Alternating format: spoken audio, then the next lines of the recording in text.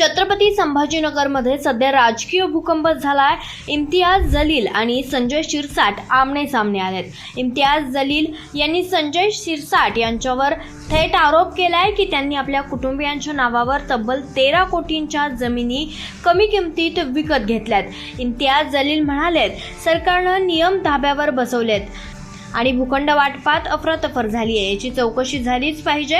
तर दुसरीकडे संजय शिरसाट यांनी याला राजकीय कटकारस्थान म्हटलंय आणि सर्व व्यवहार कायद्याप्रमाणे झालं असल्याचं सांगितलंय। या प्रकरणावरून शहरात तणाव निर्माण झालाय। शिरसाट समर्थकांची अटक आणि जलील यांनी थेट ईडी आणि सीबीआय चौकशीची मागणी केली आहे। इम्तियाज जलील यांनी अंबादास दानवे यांना भेट देत संपूर्ण कागदपत्र सुपूर्द केली आहे। इतकंच नव्हे, त्यांनी मुख्यमंत्री आणि राज्यपालांना हे प्रकरण पाठवण्याचंही पत्र दिलंय।